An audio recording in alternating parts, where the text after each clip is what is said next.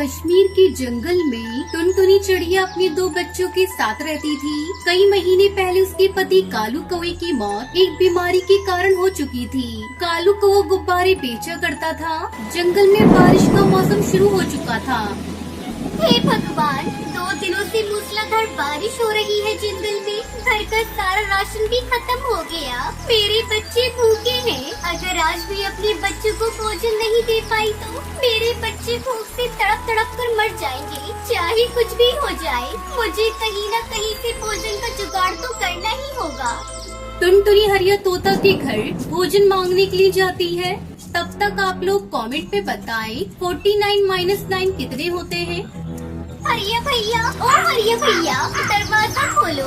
मेरे बच्चे भूखे हैं। बारिश में भोजन लाने भी नहीं जा पाई। थोड़ा बहुत मेरे बच्चों के लिए दे दीजिए।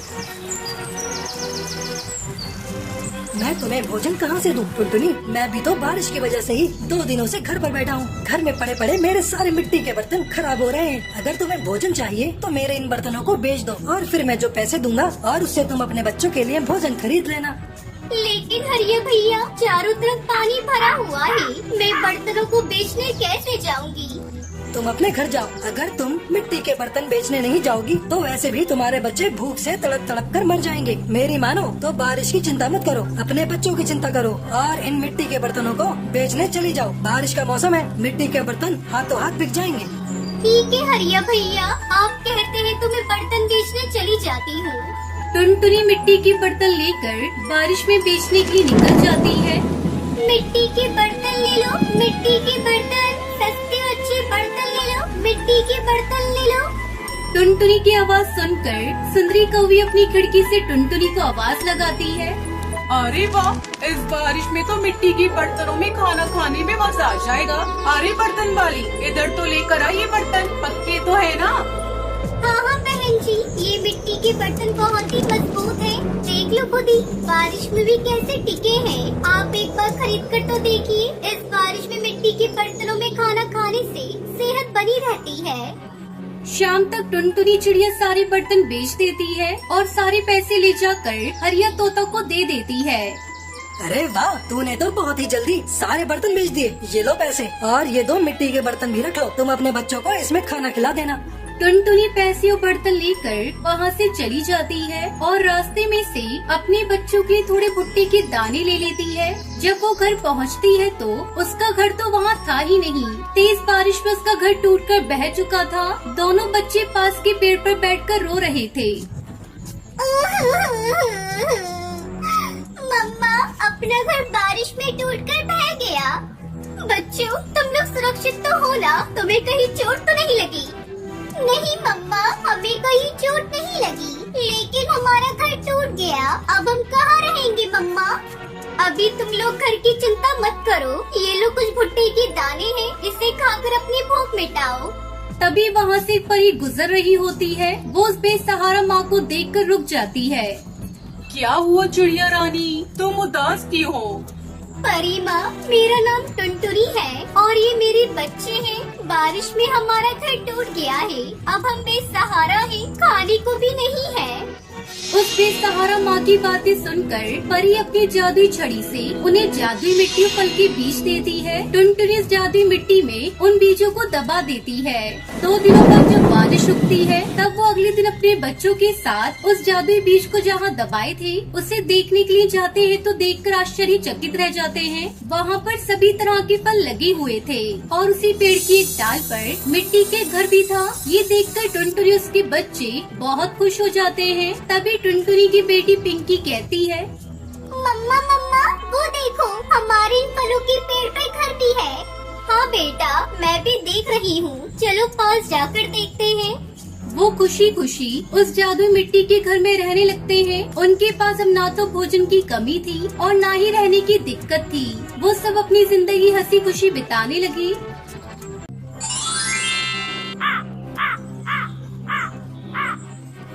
किसी जंगल में टुनटुनी चिड़िया अपने मम्मी पापा के साथ रहा करती थी। उसे गाना गाना बहुत ही पसंद था, इसलिए वो अपनी पढ़ाई के बाद जो समय मिलता उसमें गाना सीखा करती थी। तू नहीं तो ये रुत, ये हवा, क्या करूं क्या करूं।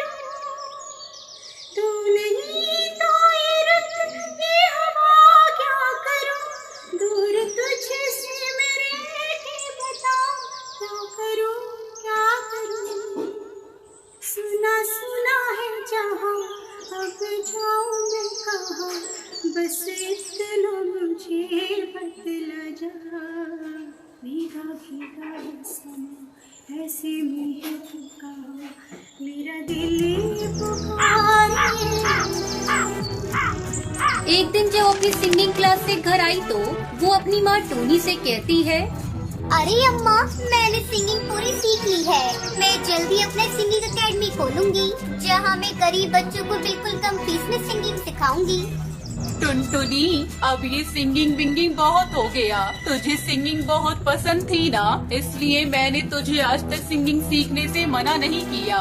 लेकिन अब तू बड़ी हो गई है, कुछ ही दिनों बाद तेरी शादी हो जाएगी, फिर तू अपने ससुराल में जाकर सिंगिंग एकेडमी खोलते रहना। तब तक आप लोग कमेंट पे बताएं 76 - 67 कितने होते हैं। नहीं माँ, मैं अभी शादी नहीं करूँगी, मुझे शादी नहीं करनी। खबरदार, जो तूने इस विषय पे एक बात और बोली तो मैंने तेरी शादी के लिए तेरी मासी से कहा है, कोई अच्छा रिश्ता मिलते ही मैं तुम्हारी शादी कर दूंगी। टुनटुनी चुपचाप अपनी माँ की बातों को सुनती रही और कुछ न बोली। जल्दी उसका रिश्ता कालू कौवे से हो जाता है। कालू की शहर में बहुत अच्छी नौकरी थी। एक दिन टुनटुनी अपनी सास के साथ बैठी थी, तभी उसकी सास कहती है, अरे बहू, मैंने सुना है तू शादी के पहले सिंगिंग भी सीखा करती थी। हाँ माँ जी, मैंने सिंगिंग सीखी तो है, क्योंकि मुझे गाना गाना बहुत अच्छा लगता है। मैं सोच रही थी अपना सिंगिंग एकेडमी खोलूं और अपनी सुनर को आगे बढ़ाऊं। आपका इतना बड़ा घर है, अगर आपकी आज्ञा हो तो मैं अपना सिंगिंग स्कूल खोल लूं। अरे नहीं नहीं बहू, ये तुम क्या कह रही हो? दोबारा ऐसी बात करना भी मत। तुम्हें बहू बना कर लाए इस घर में, गायिका बनाने के लिए नहीं। मेरा बेटा बहुत अच्छा कमाता है, तुम्हें क्या जरूरत है सिंगिंग स्कूल खोलने की? अब उठो और जाकर मेरे लिए जल्दी से कच्ची चाय बना कर लाओ। तुम्हारी बातें सुनकर मेरे सर में दर्द होने लगा। उस दिन के बाद से टुनटुनी ने सिंगिंग एकेडमी के बारे में बात करना ही छोड़ दिया। इस तरह से समय गुजरने लगा। एक दिन टुनटुनी पर मुसीबतों का पहाड़ टूट पड़ा जब कालू को ऑफिस से घर नहीं लौटा। माँ जी, बहुत देर हो गई, अभी तक ये ऑफिस से घर नहीं आए। मेरा जी बहुत घबरा रहा है, कहीं कोई अनहोनी ना हो गई हो इनके साथ। आप जल्दी जाकर पता करके आइए ना माँ जी। बहू, तू बेकार में जरा सी बात पर परेशान हो जाती है। आ जाएगा कालू, कहीं किसी काम में बिजी हो गया होगा, थोड़ा इंतजार कर ले। इस तरह पूरी रात गुजर जाती है पर कालू घर नहीं लौटता। माँ जी, अब तो आपको इन्हें देखने जाना ही होगा। ठीक है बहू, मैं अभी जाती हूँ, तू हौसला रख। सुंदरी कौवी अपने बेटे को ढूंढने के लिए जाती है तो रास्ते में उसे कालू मरा हुआ पड़ा मिलता है। वो रोती बिलखती घर पहुँचती है। अरे बहू, हम बर्बाद हो गए बहू। मेरा बेटा अब दुनिया में नहीं रहा, अब हमारा क्या होगा बहू? एक ही तो घर में कमाने वाला था, ऊपर वाले ने उसे भी हमसे छीन लिया। माँ जी, आप झूठ बोल रही हैं। ऐसा नहीं हो सकता माँ जी, ये सब क्या हो गया? कालू जी आज बहुत खुश थे, वो मुझसे बाहर घुमाने का वादा करके गए थे। पता नहीं हमारी खुशियों को किसकी नजर लग गई। मैं कैसे जीऊंगी? मेरी तो दुनिया ही उजड़ गई। ऐसे ही कई दिन गुजर गए।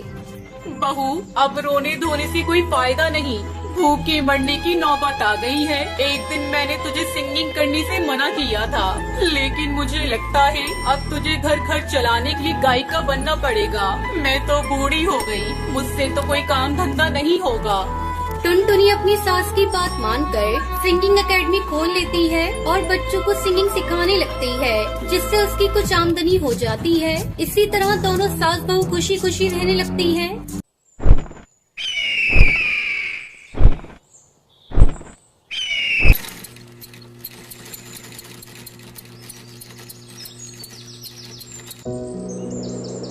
हिमाचल के जंगल में कालू कौवा अपनी पत्नी टूनी चिड़िया के साथ रहता था। उसकी बेटी का नाम टुनटुनी था।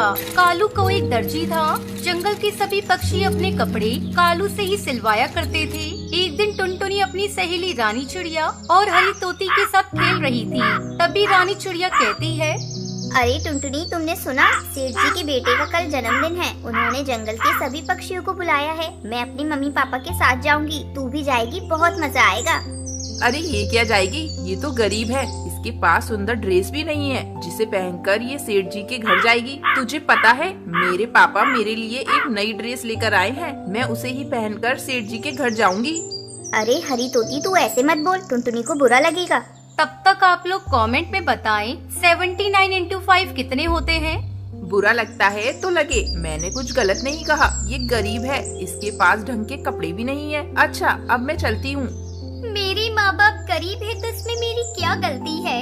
आज से पहले तोती बहन ने कभी मुझसे इस तरह बात नहीं की। पता नहीं आज उसे क्या हो गया। मेरे मम्मी पापा गरीब है तो क्या हुआ, वो मुझसे बहुत प्यार करते हैं।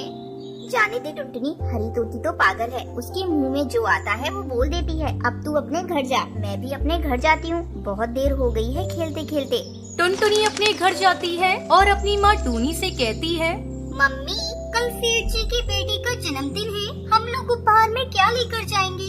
क्या बताऊं बेटा, हमारे पास तो इतने पैसे भी नहीं है कि मैं एक अच्छा सा उपहार खरीद सकूं।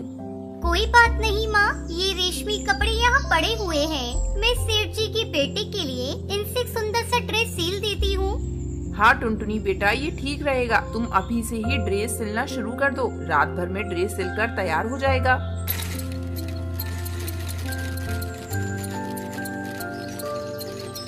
अगले दिन टुनटुनी अपने माँ बाप के साथ सेठ के घर जाती है।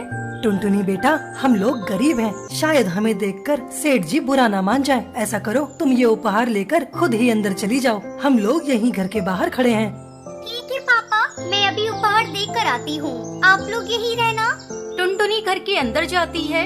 अरे बाप रे, यहाँ तो बहुत सारे पक्षी हैं। मैं यही दरवाजे के पास खड़ी हो जाती हूँ। जब सेठ जी की बेटी इधर से गुजरेंगे तो मैं उन्हें उपहार दे दूंगी। टुनटुनी को खड़ी खड़ी बहुत देर हो जाती है। अचानक एक पक्षी उसे पकड़कर सेठ के पास ले जाता है।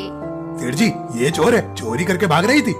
नहीं नहीं सेठ जी, मैंने कोई चोरी नहीं की, मैं कालू दर्जी की बेटी हूँ।